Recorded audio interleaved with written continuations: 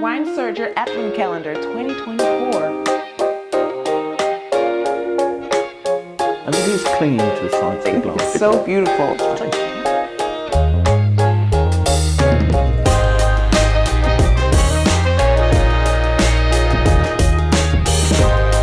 Hey everyone, welcome back to Wine Surger Advent Calendar 2024, Wines of the Americas.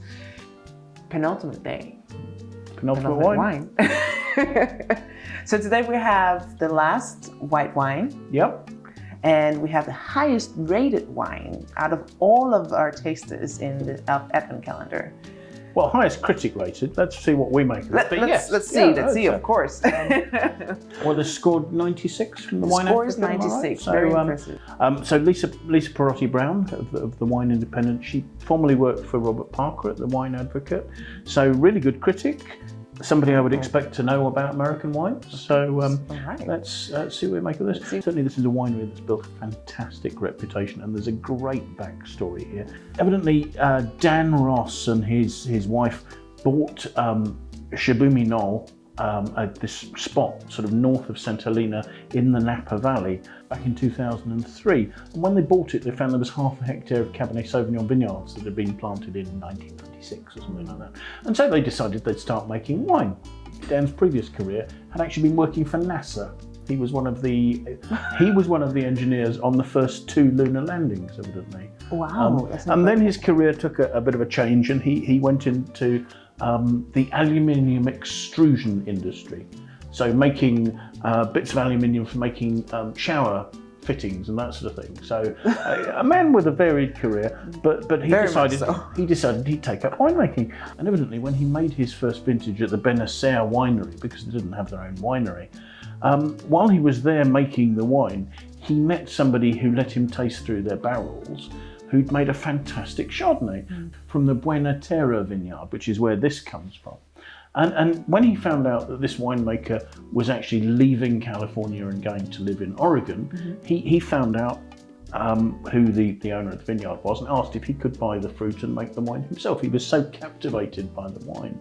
And actually the vineyard was 35 years old at that stage, and the vineyard's owner was about to rip it up. Because when vines get old, they start to produce less fruit. Right. So the vineyard's owner wanted to get more fruit off the situation. It was only when Dan said that he'd pay all the costs for managing the vineyard that he persuaded him to keep it as Chardonnay. And today the vines are over 50 years old. So they're very low yielding, but they do give lovely concentrated fruit. And actually this has become one of California's leading Chardonnays. So I'm hoping we're in for a bit of a treat today. It's an incredible story. I mean, just to think that somebody went from working for the NASA to winemaking. Yeah, That's incredible. And just buying up this vineyard, it's impressive. Unfortunately, Don died in 2016, and today Jennifer, his wife, continues to run the winery. But certainly it's an interesting legacy that we've got here. Absolutely, and this is day number 23. I've got to be honest, I have high expectations. I think we're in for a treat here. I think we're really in for a treat. There's some interesting stuff as far as the winemaking is concerned. Not only are these old vines, but these are quality old vines. I had a look, and the clonal selection, the vineyard was planted with what they call Wente clone. So Wente, well-known winery, a well-known California winery. So it's a selection of vine material from the best vines in their vineyards. So it's a very particular selection of vine stock. So hopefully something special there. And the vineyard evidently is completely unirrigated. It's old, dry farmed bush vine. So quite a viticultural rarity and something really special. As far as the winemaking is concerned, the wine was barrel fermented. It ages for 14 months in French oak, and about 30% of that is new. So there's so we should see quite a high proportion of oak in this. So, should we have a taste? Absolutely.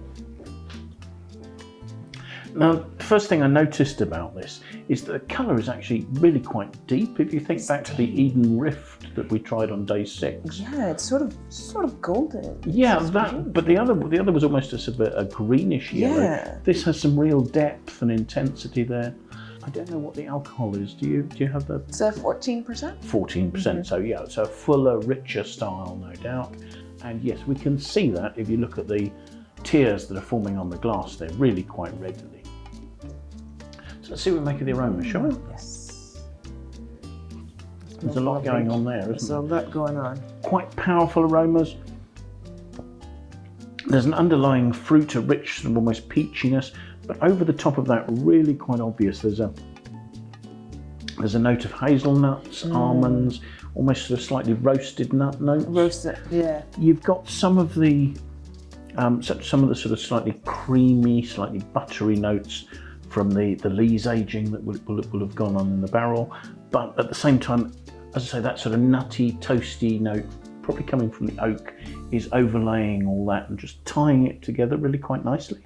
Yeah, it smells beautiful. It smells very smooth. Now that's dry and rich, and you've got that sort of toasty, nutty notes coming through from the barrel. You do. You've got, I'll say toastiness, but overlaid with a little bit of vanilla, perhaps. Slight vanilla. Touch. But behind that, there's that buttery note, the creaminess.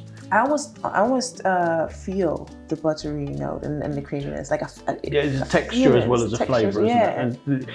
And there's quite a breadth to the flavour, isn't it? I suppose it's the warmth of the alcohol. I mean, yeah, you'll get more alcoholic Chardonnays that go up to 15% if necessary, but the alcohol is sort of adding a bit of weight to the back palate. Yeah, I'm feeling perhaps a little bit of almost a sort of a slightly spirity lift, but it's also accentuating some of the oak notes. Do you see a little bit of the oak, a little bit of sweet spices, I suppose, sort of nutmeg, cinnamon, those sort of touches coming nutmeg through. especially. And those, they contrast quite nicely with the lovely smooth creaminess and buttery notes that you get. I'm just going to say the flavours last really quite well, don't they? They're continuing. It's still there. I had one sip and it's still there, which is amazing. Yeah, you don't have to revisit it. They're quite imposing flavours in the centre of your mouth. So this is the priciest white wine we've had.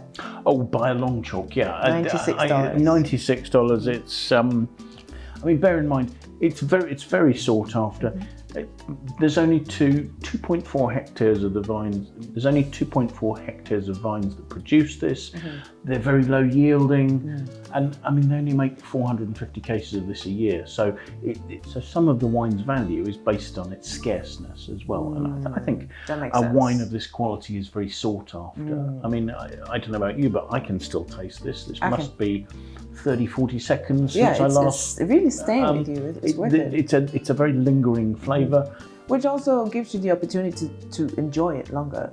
Yeah, and I think actually the intensity, the structure of the wine, the good acidity and its balance suggests it's a wine that'll probably age. If you wanted to keep this just to let it smooth and gain a bit of complexity, you'd probably do that for 8 or 9 years quite happily. Yeah. I think there's the booklet is suggesting from 25 till 33. So yeah, okay. So the booklet's sort of suggesting maybe leaving it a year before tasting it. So yeah, buy now and put down price. Yes, secure your wine for next year. Indeed. Well, you know by now that you can scan the QR code in the booklet and go to winesearcher.com and secure this wine for next year. Well, it's a good. I think it's a good way of tracking down rare wines. Absolutely, and I think we've tracked down so far 23 amazing wines. That's kind of you to say. Well, if this is how we wrap up day 23, I can't imagine what we have in store for tomorrow. We're going for a big finish. So we're going for a big finish, look forward definitely. To that. I really look forward to that. This was a pleasure. I really enjoyed it. Fantastic. And we hope you did too. We'll see you back again tomorrow. Bye now.